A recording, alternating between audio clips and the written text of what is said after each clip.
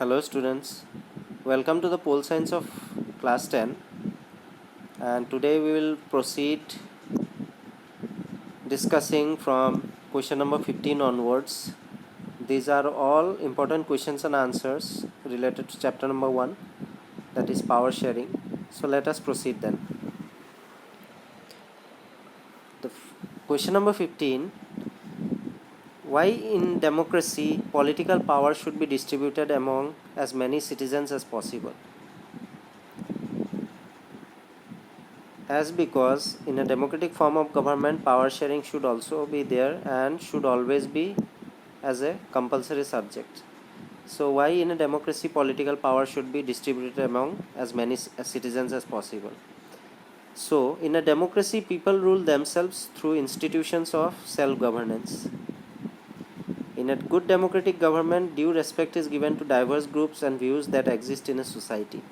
Everyone has a voice in the shaping of public policies. Therefore, it follows that in a democracy, political power should be distributed among as many citizens as possible. Clear? So, in a democracy, political power should be distributed among many citizens because for the fact that every people shall contribute to the country through their self-governance policy, and in a good democratic government respect is given to diverse group because different community may be there in a society, and in order to give respect to all this community will lead to harmony and prosperity in the society. And apart from that, everyone has a voice in the shaping of public policies. Therefore, it follows that in a democracy political power should be distributed among as many citizens as possible. So for that reason, political power should be distributed among many citizens. Moving on to question number 16: how is power shared between different organs of government? Or explain the horizontal division or distribution of power. Clear? So we have to discuss about how is power shared, or in place of that question might also come like how explain the horizontal division or distribution of power. So power is shared among different organs of the government such as the legislature, executive and judiciary. It is called horizontal division of power because it allows different organs of the government placed at the same level to exercise different powers. Such as separation ensures that none of the organs can exercise unlimited powers, and this results in a balance of power among various institutions. So we know that there are three organs, namely legislature, executive and judiciary. These are independent from each other and they can have a look into each other's work also. So in that works, it is like the separation of powers between these three organs, and it also results in balance of power because these three organs can have a look into each other's work.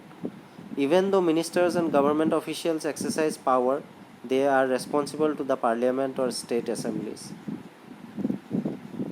Talking about ministers and government officials, they utilize their power, they use their power, but in the same time they are also responsible to the government. They cannot be dictator. Similarly, although judges are appointed by the executive, they can check the functioning of executive or laws made by the legislature.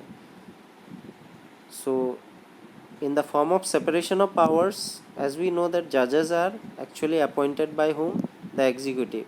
But after appointment, these judges who are appointed by the executive, these judges only looks after the functioning of executive or the laws that are made by the legislature. So this arrangement is also called system of checks and balances. That means what? If three organs are there, they are independent and they can have a look into each other's progress of work. Moving on to question number 17: how is power shared between government at different levels, or explain the vertical division of power. Now question number 16 was about horizontal, this one is about the vertical division of power. So power can be shared among different organs at different levels. a general government for the entire country, and governments at the provincial or regional level also is there. That means state government can be for each and every individual state, and one general government for the whole country, that is the central government, and it is called the federal type of government. In India we refer to it as the central or union government. The government at the provincial or regional level are called by different names in different countries, such as the state government. In India it is known as state government.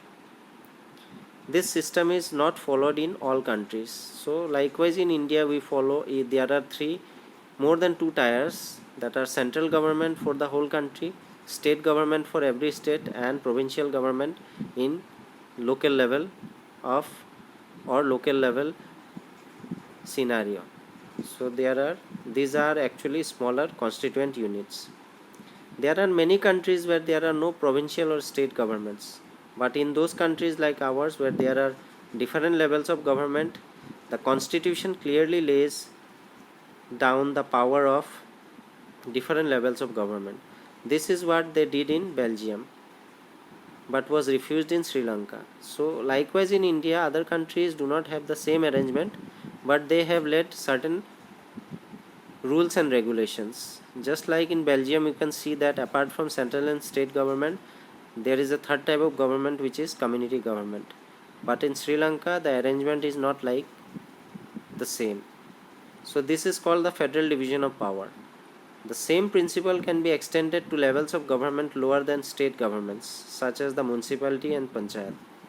The system of division of powers involving higher and lower levels of government is called vertical division of power. So vertical division of power can actually be related to the power shared between higher and lower levels. That may be starting from the highest authority, that is central government, to the state government and to the local level government. This is vertical power sharing. And in case of horizontal distribution, that is between three organs, and they will have a look into each other's work, and that is also known as the system of check and balance. Now moving on to question number 18. How is power shared between different social groups? So regarding different social groups, power can be shared among governments at various social groups, such as the religious and linguistic groups also, like community government. So community government in Belgium was responsible for all the issues related to language and religion. In Belgium, we can see the example of this arrangement. In some countries there are constitutional and legal arrangements whereby socially weaker sections and women are represented in the legislatures and administration. In case of Belgium, it is community government, but in other countries we can see that especially the weaker sections and the women counterpart are being given the representation in the legislature and the administration. They are given their place, and they represent from the women sections and the socially weaker sections. They are given a position or a place in the legislature also and in the administration also.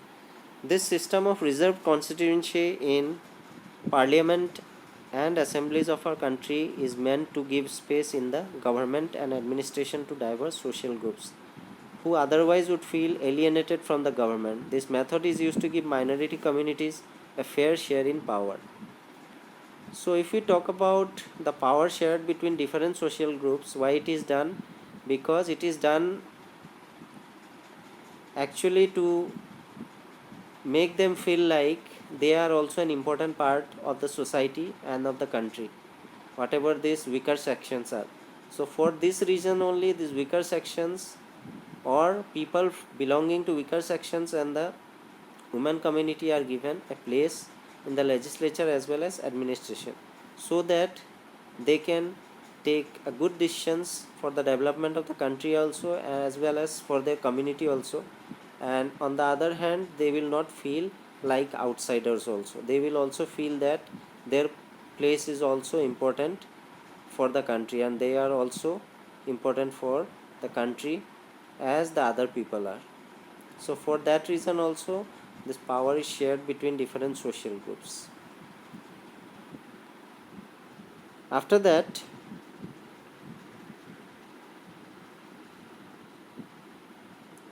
comes question number 19,